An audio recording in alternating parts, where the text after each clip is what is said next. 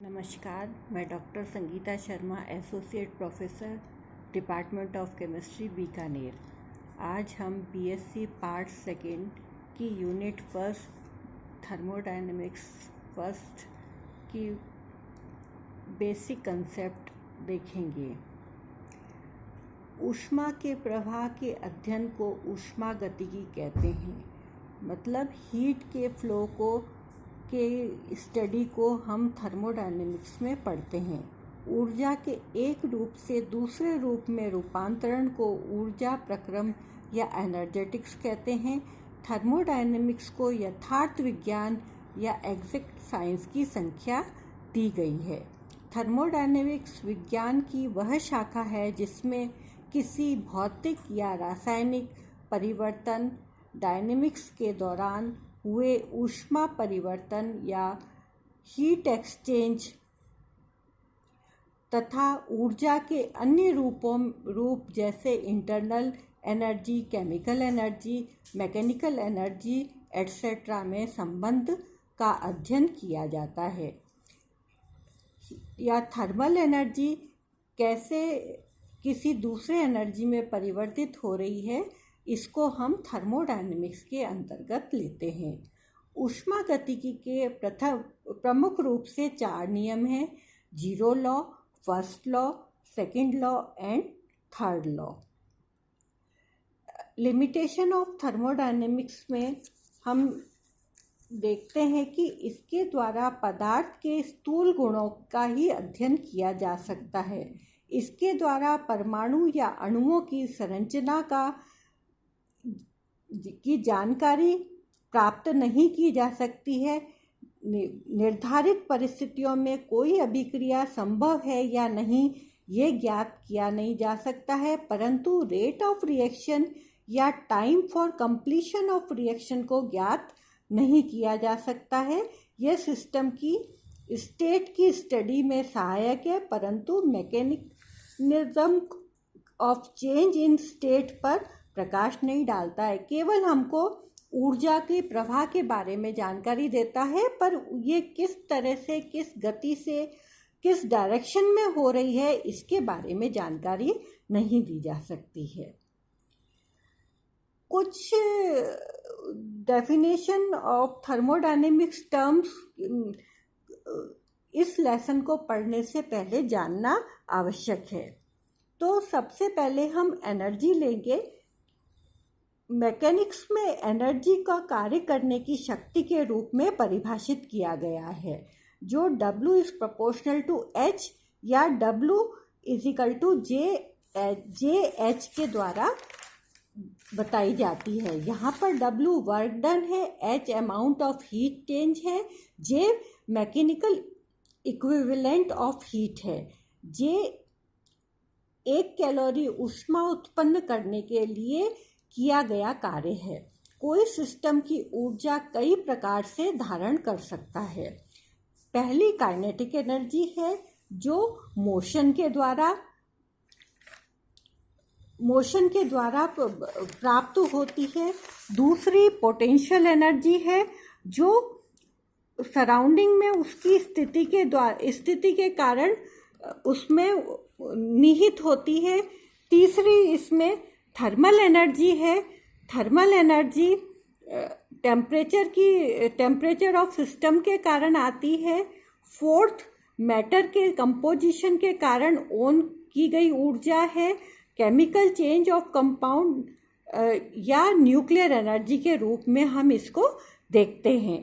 पांचवी, संग्रहित मैटर के कारण धारण की गई ऊर्जा है। छठी, ऊर्जा जनरेटर में इलेक्ट्रिक एनर्जी उत्पन्न करता है। सातवीं में मैटर मैकेनिकल एनर्जी उत्पन्न करता है। थर्मोडायनेमिक्स के नियम में ऊर्जा के इंटरचेंज को रेगुलेट करता है। जनरेटर में विद्युत उत्पन्न करने हेतु टरबाइन मैकेनिकल डिवाइस जो घूमती रहती है, जिससे ऊर्जा खर्च होती है और इलेक्ट्रिक एनर्जी प्रोड्यूस होती है। तो जितनी मैकेनिकल एनर्जी खर्च होगी, टरबाइन को घूमने में जितनी फ्रिक्शन एनर्जी खर्च होगी, उतनी ही अमाउंट में इलेक्ट्रिक एनर्जी उत्पन्न होगी। कहने का तात्पर्य है ऊर्जा का ना तो हम जनरेट कर सकते हैं, ना ही हम इसको डिस्ट्रॉय कर सकते हैं। वह केवल एक रूप से दूसरे रूप में बदलती है। प्रथम और यूनिवर्स की जो ऊर्जा है वो स्थिर रहती है। प्रथम नियम ये बताता है कि ब्रह्मांड की ऊर्जा स्थिर रहती है। द्वितीय नियम ये बताता है कि ऊर्जा परिवर्तन की दिशा क्या है। और तीसरा नियम ये बताता है कि ब्रह्मांड की एंट्रोपी लगातार बढ़ती रहती है और ये परम शून्य ताप पर 0 हो जाती है। जे बेटी ने ऊष्मागतिकी के संबंध में कुछ परिभाषाएं दी हैं जिनको हम देखते हैं सिस्टम, सराउंडिंग और बाउंड्री के रूप में। सिस्टम वह भाग है जहाँ पर जिसे हम अध्ययन करने के लिए चुनते हैं। तो जो भी हम पात्र ले रहे हैं वो हमारा सिस्टम है। सराउंडिंग या परिपार्श्विक तंत्र के अतिरिक्त ब्रह्मांड का समस्त क्षेत्र सराउंडिंग में आता है। यदि हम बीकर में रिएक्शन करा रहे हैं तो बीकर हमारा सिस्टम हो गया, और उसके अलावा यूनिवर्स में जो भी चीज़ें हैं वो सराउंडिंग में आ गई। सिस्टम और सराउंडिंग को अलग करने के लिए करने वाली जो जगह है उसको हम बाउंड्री कहते हैं। तो सिस्टम व सराउंडिंग को पृथक करने वाली सीमा रेखा को बाउंड्री कहते हैं। यह हम रियल हो सकती है, इमेजिनरी हो सकती है, रिजिड हो सकती है, नॉन रिजिड हो सकती है, डायाथर्मिक हो सकती है जिसमें ऊष्मा का चालन हो सकता है, या एडियाबैटिक हो सकती है जिसमें ऊष्मा का चालन नहीं होता है। टाइप ऑफ सिस्टम 3 तरह के होते हैं। तो पहला जो टाइप ऑफ सिस्टम है वो ओपन टाइप ऑफ सिस्टम है। ओपन टाइप ऑफ सिस्टम वह सिस्टम है जब सिस्टम की बाउंड्री से मैटर तो गुजर सकता है, अर्थात बाहर निकल सकता है या जुड़ सकता है। तो और सराउंडिंग से हीट व मैटर दोनों का ही आदान प्रदान होता है। जैसा कि इस चित्र में दिखाया गया है कि सिस्टम से सराउंडिंग में मैटर भी जा सकता है, एनर्जी भी जा सकती है, और सराउंडिंग से सिस्टम में दोनों आ सकते हैं।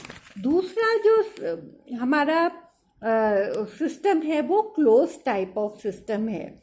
जब किसी सिस्टम की बाउंड्री से मैटर ना तो गुजर सकता है, अर्थात ना तो वो बाहर जा सकता है ना अंदर आ सकता है, केवल हम ऊर्जा का आदान प्रदान या ऊर्जा का एक्सचेंज कर सकते हैं। इसमें हम मैटर का एक्सचेंज नहीं होता है।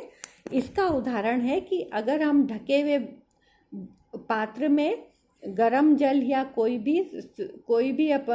भी लिक्विड रखें तो वो हमारा क्लोज सिस्टम का उदाहरण है। तीसरा हमारा सिस्टम है वो आइसोलेटेड सिस्टम है।